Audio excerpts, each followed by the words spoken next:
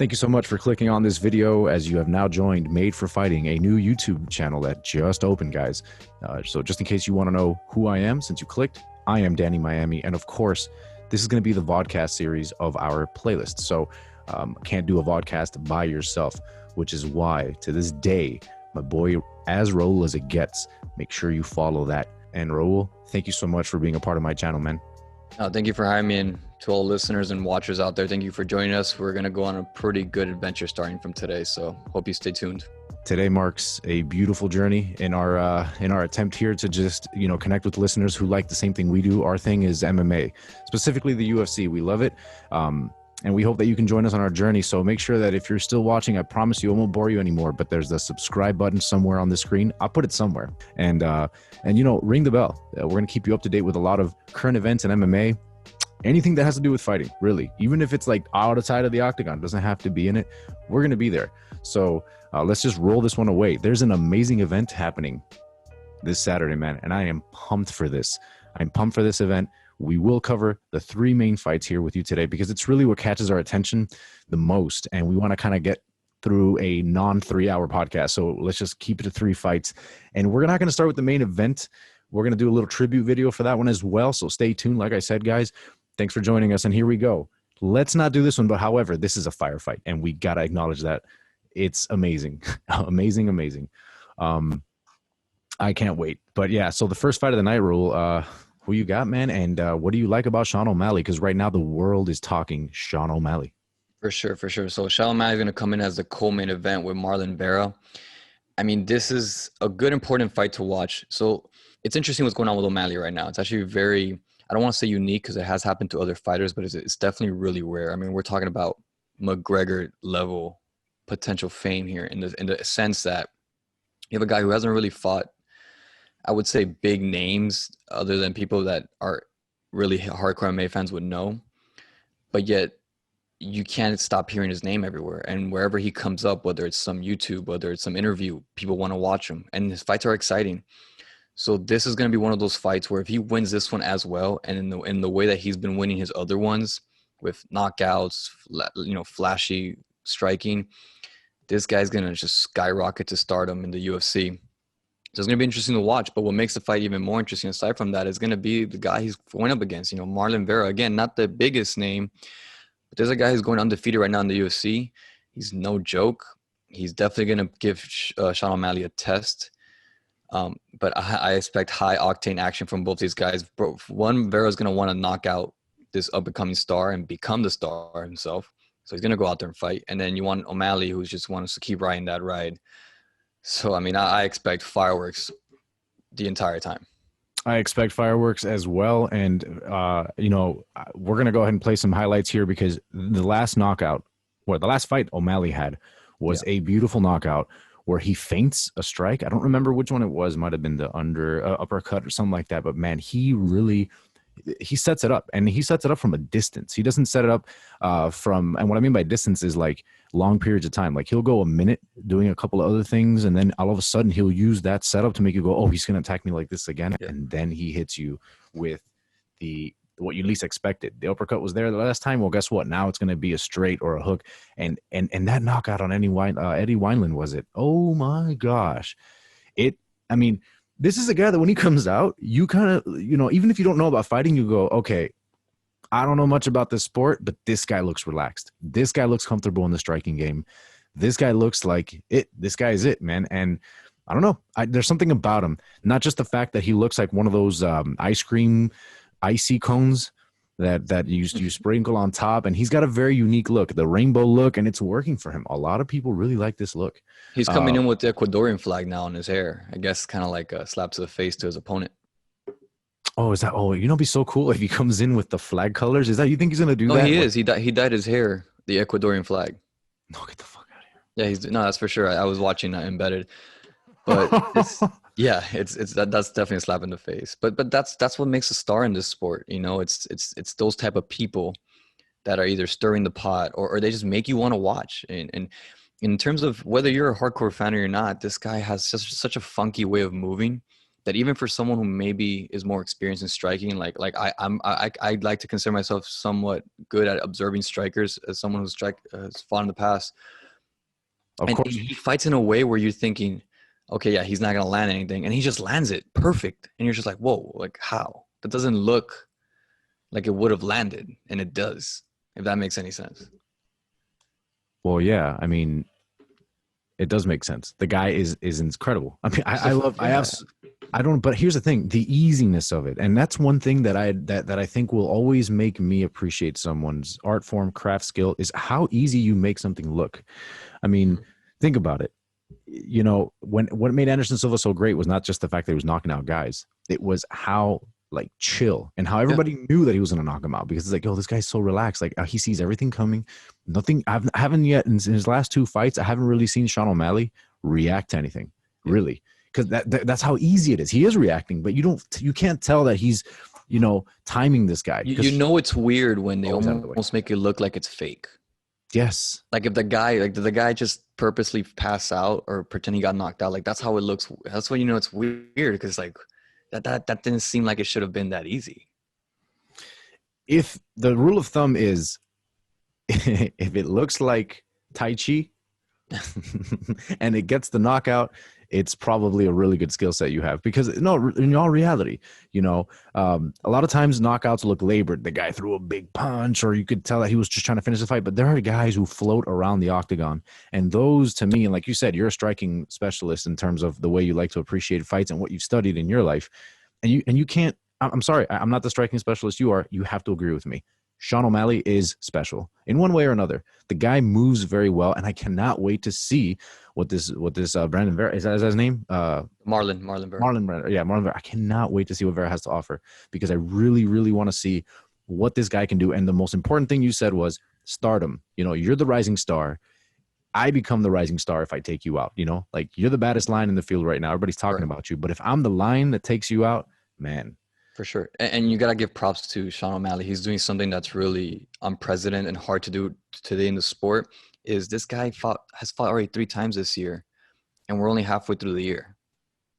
And he wants to keep fighting. He's done 3 camps back to back, no injuries, dominated every fight he comes to. And so that alone like says a lot about who he is as a fighter.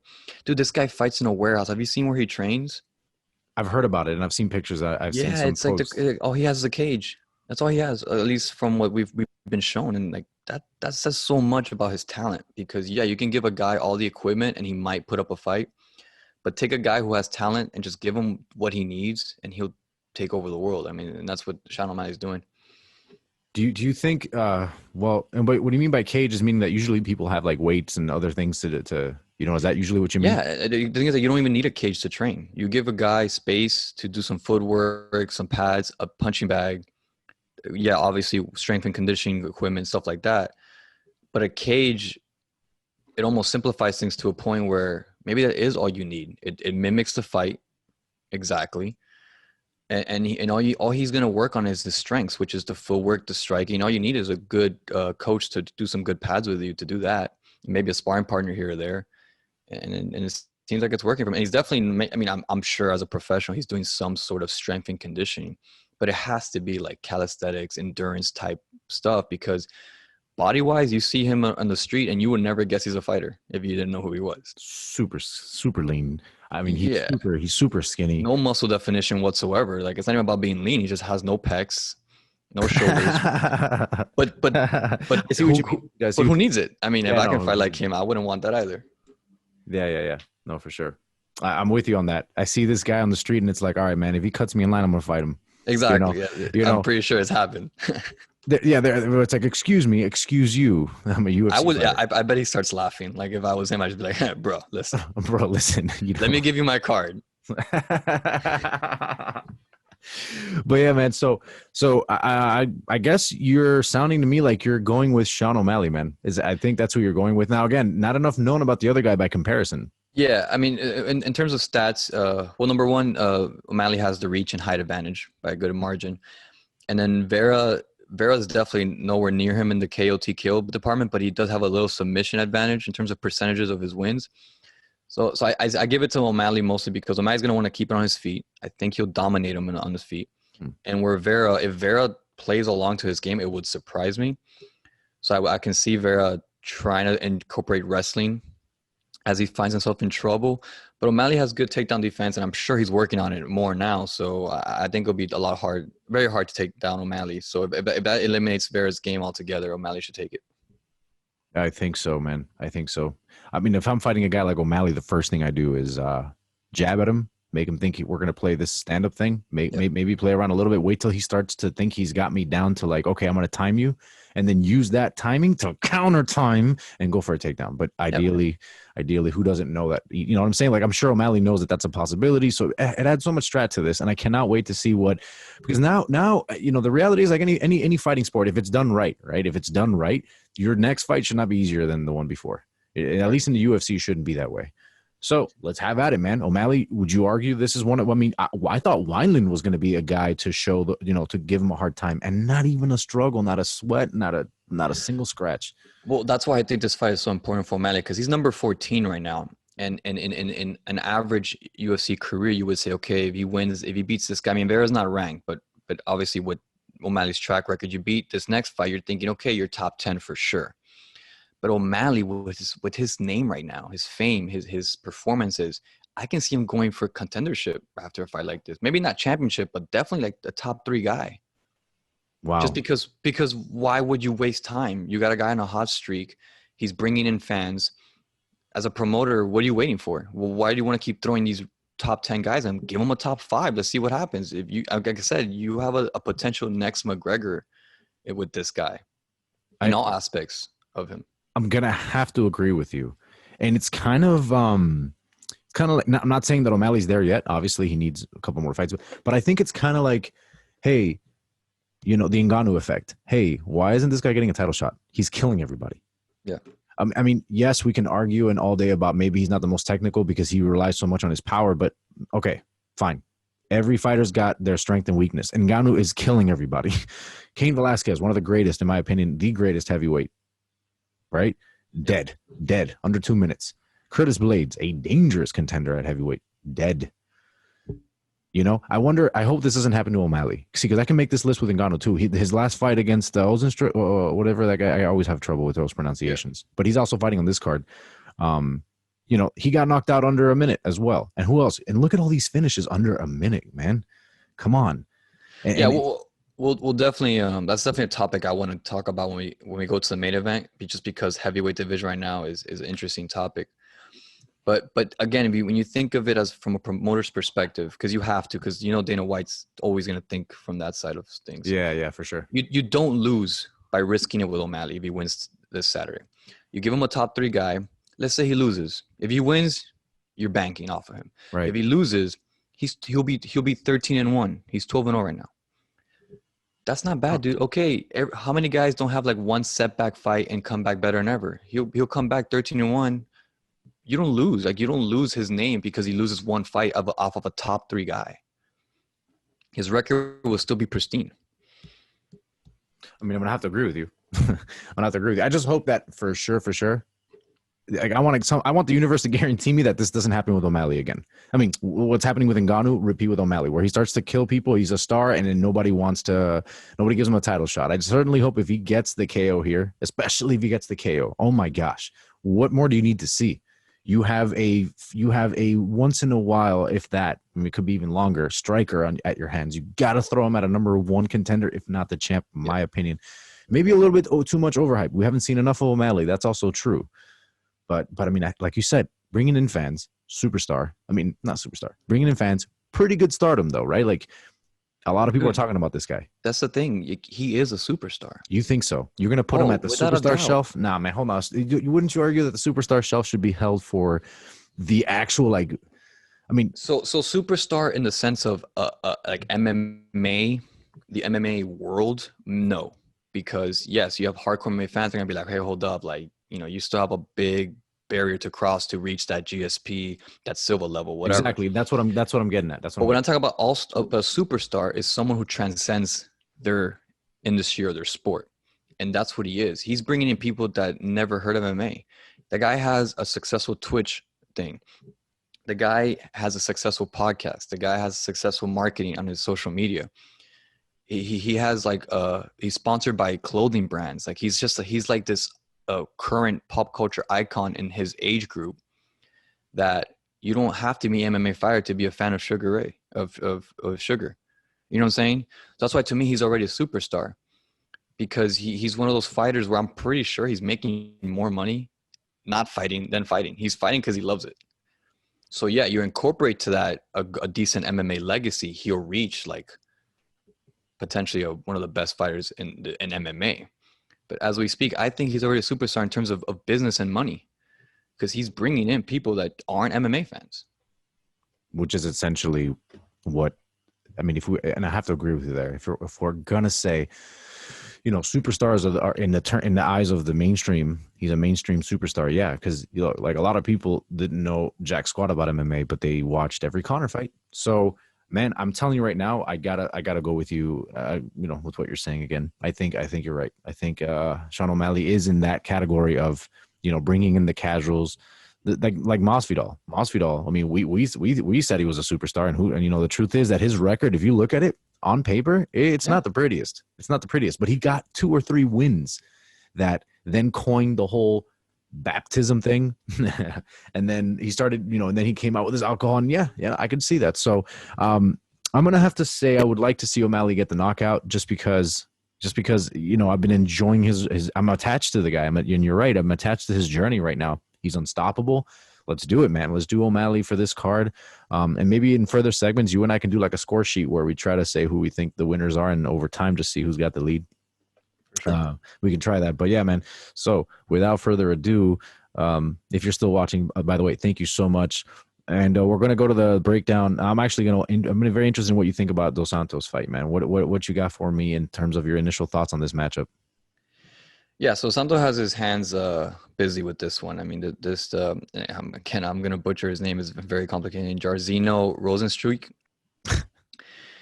The guy's no joke. You know, he is ranked below Dos Santos by 1. He's number 6. Santos number 5. But you got a young. I mean, I just the place where MMA is right now. It's like all these young, and by young I mean these guys who are just starting to make a name for themselves. They're just scary, dude. They go in there fearless, because you reach a point as a professional where you have so much you have to worry about now. It's not just your fight. You have to worry about, like, okay, I have, like, you know, endorsements. I have a certain brand. I have to do certain things. And it's just, you know, because now you're a professional athlete and there's so much more than just a sport. But when you're a guy like Rozenstruik, where right now you're trying to get to that point. So all you have to worry about is win fights, put up a show. Yeah. You go in there to kill, man. You go in there to kill every time. And a name like Dos Santos on your record is what you want to have. So it's gonna be tough, because again, I definitely don't count Dos Santos out. I mean, that's you can't. I mean, the guy's experienced for sure. He's definitely skillful. So it's not. I don't even know what to call this. I think it's gonna be one of those heavyweight fights that we're so used to, where it's back and forth blows and who gets caught first. First of all, I can't forget to talk about this, but if you go on Instagram, JDS has a fight, a picture right now where he's legitimately he looks like a bodybuilder. Don't take my word for it. Just go. I'm sorry. Go to Instagram, bro. Check it out. This guy looks like a bodybuilder. He has a tan. And I think it's gonna be the talk of for people that don't follow the fighters until the moment of the fight where they see him come out. You're gonna get ready for this shit because he looks so funny. He looks shredded in this picture. It almost looks like Vitor Belfort when he was taking his little supplements. It looks very, very suspicious. I found it very funny. He looks orange. But anyway, all respect to JDS. I mean, the guy has one of the most incredible striking regimens in the UFC in the heavyweight division. Back in his prime, he had the boxer's 101 style in the heavyweight division. I feel like his angles were amazing. He would set up such amazing strikes to the body that would open up the knockout blows he would deliver. Yeah, he was very, very solid of a fighter. I was a fan of his. I just didn't go for him when he fought my boy Kane. But other than that, I was a huge fan of Dos Santos. And let's be real, that Frank Mir fight, that was one of the easiest fights to call ever. Like, if ever I found a Frank Mir fan that wanted to bet me on that fight, I wish I could find them. They didn't exist. It was so obvious because JDS, man, he embarrassed Frank Mir that night. And that's what I'm trying to tell you. This guy has been in there with the legacy champions from the past. I really like Dos Santos in this fight. But the problem is this, and maybe you disagree, but I feel like he has the John Jones effect, which is, your last 4 fights, win or lose, man. It's been, you're not the John Jones we used to know, or like you've slowed down. The flame isn't there. What's your take on that? Because he's been very different. He's been very he's been holding back his punches a little more than usual, very hesitant to pull the trigger, and then he gets clocked. Well, I think if I was his coach, I would definitely help his confidence in that aspect because he shouldn't feel that bad. I mean, you look at all his last, even 6 fights, his 2 losses were to the top 2 killers in the division. It was Stipe and Zungano. That's the only people he's lost to. That's okay to lose to those guys. They're the best right now in the division, but he's taking out everyone else they put in front of him, including Blades. And when you were mentioning about his prime, we like to say that those age groups that he was in, early 30s is your prime. But going back to that picture you mentioned, I think he looks better now than when he did in his, quote unquote prime. And that's one of the most amazing things about sports in general. These athletes, the slightest tweak, whether it's their camp in terms of coaching or maybe a new nutritionist, a new workout regimen, things like that can really make a difference in just how you feel. And a guy can be in his 40s and feel better than what he felt in his 30s. Yo, Romero. Oh yeah, I mean that guy is. He's an outlier. You can't even use him for anything. Yeah. But so yeah, I dude, this fight is look, and here's an interesting fun fact about this fight for you guys listening. These 2 guys are coming from the same gym, Top Team. So what's interesting about this is they didn't train together for this fight, obviously, or work out together. But they're sharing fighting partners, sparring partners.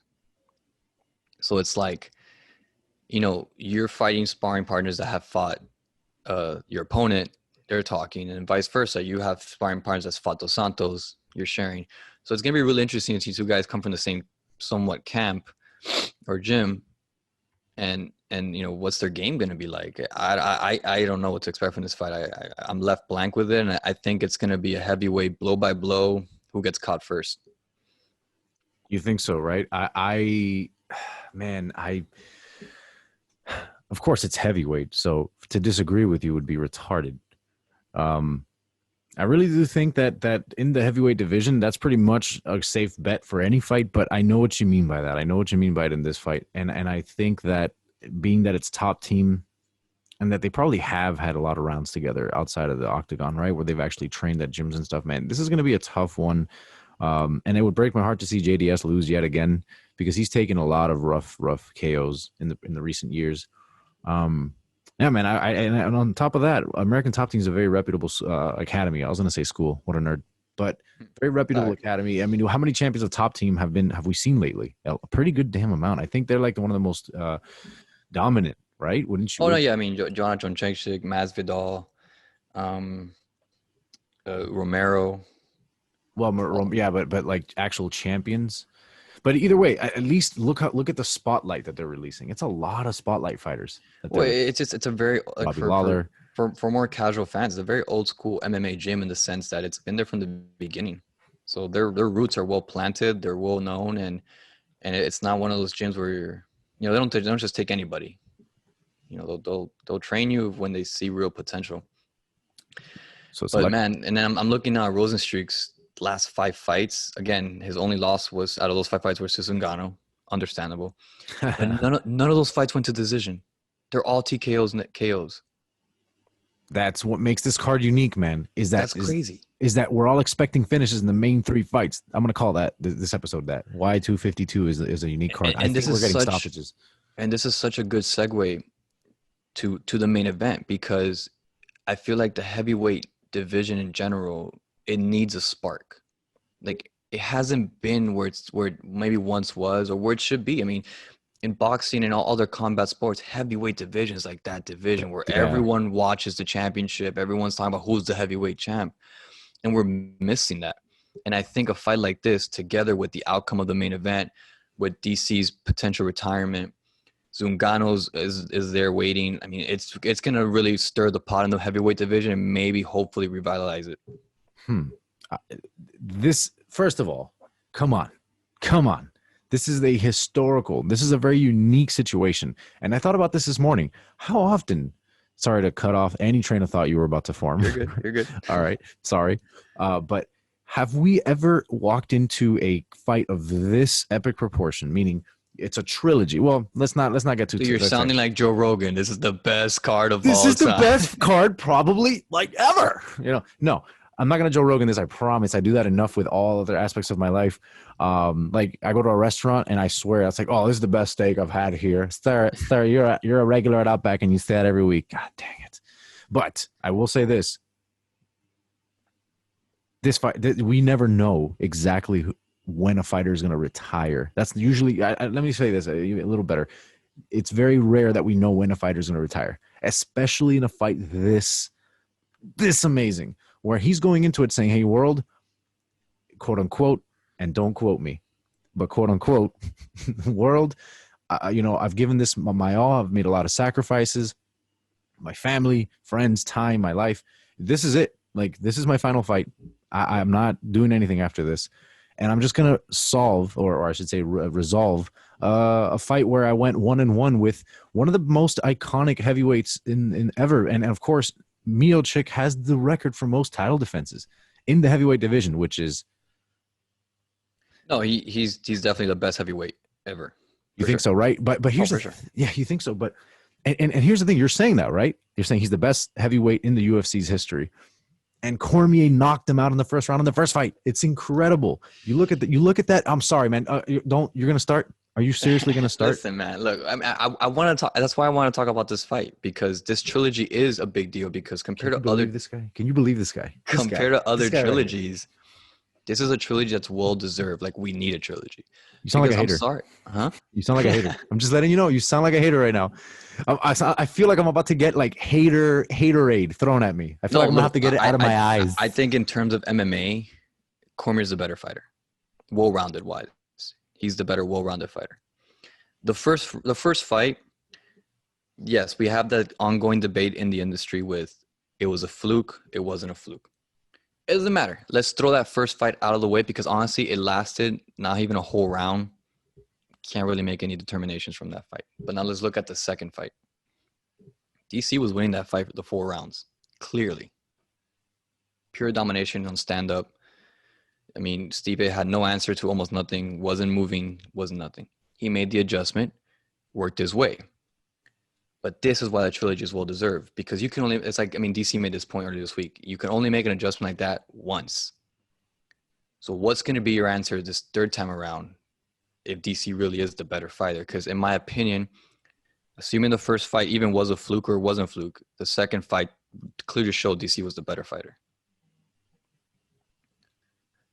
It drives me nuts a little bit, because hate to throw you through a loop here, but you can't handle the truth, man. No. Here's where my brain's glitching right now, because, bro, look, when Andrade fought Namajunas, if I'm now, correct me if I'm wrong, I could be strawmanning you, I could be misrepresenting your point of view, but when Rose Namajunas fought Andrade, the first fight clearly went the way to show that Andrade was not the better fighter, and yet I think you went into the second fight saying that she was, or maybe I misrepresent your point.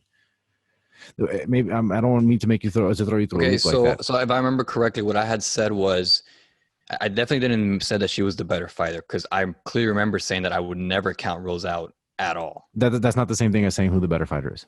Yeah, I just said that I felt like Andrade would come in definitely on a better state of mind, and also she's also a very well prepared, dangerous fighter who can dominate Rose in the ground and overall, and is stronger than her. So I winged it. I said, I think she's going to win this fight. But then I remember saying on the recap, once we saw that Rose won and the way she ran, I said, does not surprise me in any way. In fact, I'm glad that's what happened, because it feels right. That's what should have happened. Okay. So here you're saying that you feel that it's possible that the first fight was a fluke. Well, I'm just saying it doesn't matter if it was or wasn't because we got a rematch, right? And we got a rematch that lasted for what, 5 Oh rounds? no, yeah, that's what I'm saying. That's what I'm saying. Yeah, no, my apologies. Yes, that it wasn't a fluke because in the second fight we clearly got to see who the better fighter was, which was Cormier. Throughout the fight, exactly. Stipe being a good fighter, because he is, and being one of the best heavyweights, made an adjustment, and it worked. But adjustments, yes, will win you that fight. But now you're giving a trilogy fight. So you have to win best 2 out of 3, right? So the question is, and this is what's going to make Stipe shut me up, what adjustment can you do now that DC is not prepared for to beat him again? Because you weren't beating him. You were getting your ass whooped the second fight. And you got caught the first fight. Fluke or no fluke, you got caught, right? So, and you got a guy who all Stipe has over DC and doesn't really even have him over too much because DC rocked him and DC knocked him on the first fight is the boxing. But DC's gonna come in big boy, strong, Olympic wrestler. So I don't see they putting up any fight in terms of wrestling against DC, especially in a smaller cage on the Apex. So yeah, I think as an MMA fighter, DC's a more well-rounded, technical, better fighter who's prepared for more situations. And we saw that in the second fight.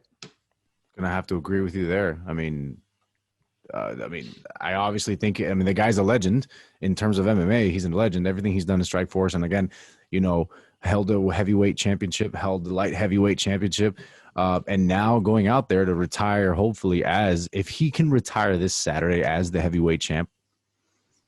First of all, that's messed up because he's going to lose. He's going to make a guy lose, then hang up the belt, and then what is the UFC going to do? Give it to Stipe or make Stipe? Well, Stipe has 2. If Stipe loses this fight, the way I see it, he's got a second title fight ahead of him to prove I'm glad that you brought this up. Because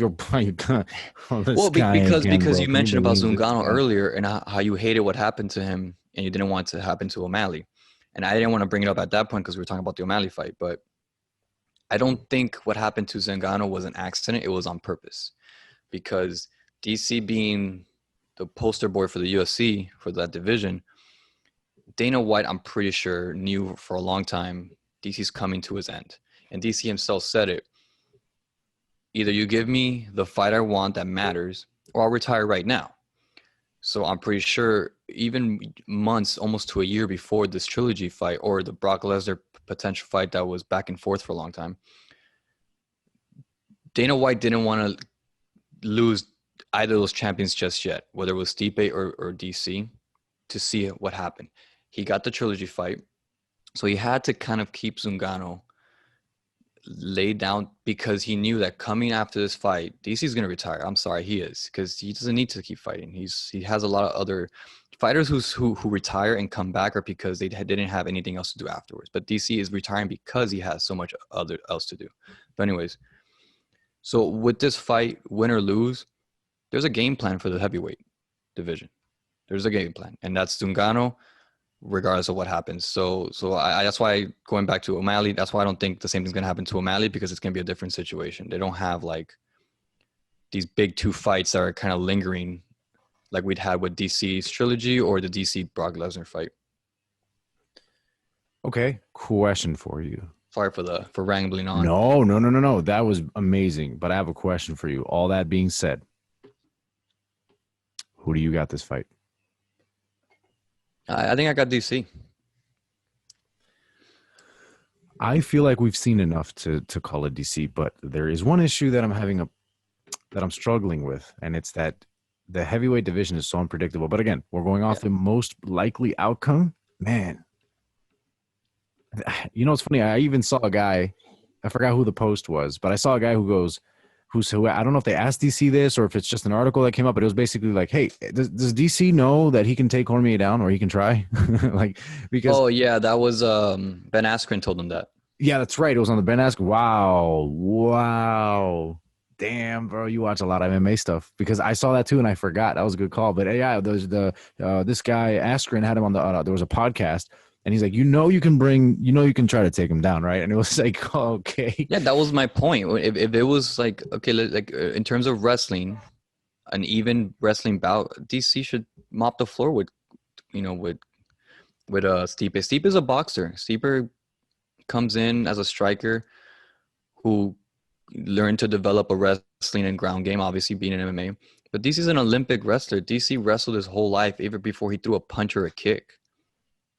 So of course, and then again, and what amazes me about this fight is DC's confidence, where he's just like, he has already stated, and he's been doing this for weeks. This isn't new. He's been stating his game plan. He has it. He's like, bro, I'm taking your leg.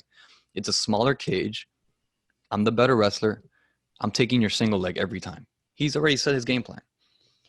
So what's going to make this a game changer is how did Stipe train for that? And again, you can have an amazing camp, an amazing coach, and come in with some crazy strategy that blows everyone out the water and win the fight, because I never count out a champion like Stipe out.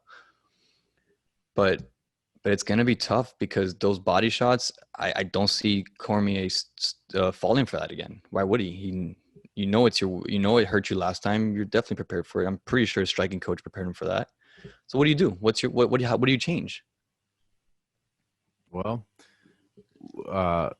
there is a chess-like element to this game, and we know that. I'll be like, hey, it's a smaller octagon. My wrestling is going to be there a lot quicker than a lot of other things.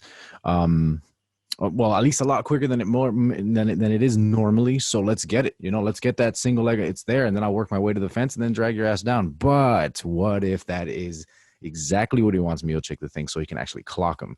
Of course. The chess game element of fighting is so exciting, because look what happens, right? You have Conor and you have Khabib. Maybe, I don't know enough. I don't know crap. But maybe Conor striking is better than Khabib's overall. Like, if you put him in a kickboxing match, I would argue Conor's got a distant advantage over Khabib. But what happened? Conor never dropped Khabib. Matter of fact, Khabib dropped Conor. Right. Now, was it because of Khabib striking so much better? No, I don't say so, sir. I say it's because he did that little level change. Conor thought it was a takedown because he's scared shitless. Ba-boom. And he dropped him. And I think that's a great way to play chess. It's like, hey, that single leg's going to be there, right? The octagon's little. Hey, come here. I'm going to go for the takedown, right? I'm going to fight day happens. Fakes it. The dude's scared as shit for the takedown because, hey, he's not the better wrestler. Bow, over the top hook or haymaker, whatever you want to call it. Yeah. Hey, man, no, I'm all for it. I want to see DC get a knockout that way. You're totally right. You're totally right, and that's definitely a factor in any fight. And one thing we haven't brought up yet also is, because I'm a type of person where I like to, because I know what fighters go through in weight cuts and the toll it can take and just how you can feel with it. Because I've had sparring matches where my diet was a piece of shit, and maybe I'm not a big guy, but to me, 10 pounds makes a difference. Yeah. Where I've had jiu-jitsu competitions where I'm at like 150 compared to like 165, and you feel slower, you feel more sluggish, or the other way around. You don't feel like you have enough energy when you're a little skinnier. And I'm looking at these two guys' appearances, and Stipe definitely looks leaner, and Corey DC's only gotten bigger. So another factor is going to be, I think, a big deal in this fight, no matter how much shit DC talks about it not being an issue, is endurance. I think DC over his last so-and-so fights, with every fight, I do not see his endurance getting better. If anything, it gets slightly worse. He drops his hands a lot sooner every time. He obviously has his wrestling, skills, so he's quick for a big guy, but I feel like his shots only get slower. And Stipe, again, I know he's no young guy, but he is looking leaner. I feel like he's definitely more athletic, body-wise. And that can play a really big role if the fight goes to distance. Somebody goes into your bank account right now and says, you have to bet $1,000 on a winner. You're saying DC. I'm going to have to agree with you, man. I'm going to have to say DC. Especially with the judges we have nowadays. If it's like a hug fest, like most heavyweight fights, and DC just dominates the clinch and the takedown game, which he might and can, he'll win by points just because judges, that's what they're going to score. I mean, I'm going to have to agree with you there. I mean, my personal take is that, of course, we've seen it in the first fight, second fight. The clinch game goes to Cormier a lot of the times. He's very good also. And what got him the knockout the first fight was the disengage from the clinch. Separation, and that's where he caught him. That's a beautiful thing, man. And here's something really interesting. that I figured out. So Gray Maynard and Frankie Edgar had a trilogy, just like DC and Miocic. Gray Maynard and Frankie, there was a knockout where there was in the third fight where Frankie disengaged from the clinch, or they were like at least like they were clinched up, and he had an underhook or something. And in that disengagement, I think it was somebody tried to take a shot. There was some stand up grappling, and when they separated, that's where Frankie, I think he went for a takedown. I forgot what it was, but they disentangled. Yeah, it's a great moment for opportunity for many fighters if you work that clinch game right. And that is what obsesses me about MMA. And that goes back to the beginning of this entire conversation, which is MMA is what intrigues me the most is, yeah, you've got 7 disciplines you're good at. Cool. How do you chamber them? You know what I mean? How do you chamber them so that they work and flow well together, which is what I'm talking about, right? Do the takedown. It doesn't work on the separation. Bam, you catch them with that left hook or right hook if you're not McGregor. That left hook. You know what I'm saying? Like, I think the incorporation of not just individual skill sets, but incorporating the chambering of these is amazing. And that's just a fun fact, right? You have a title fight where it's a trilogy. One of the fights, one of the guys got a knockout by disengaging in the clinch.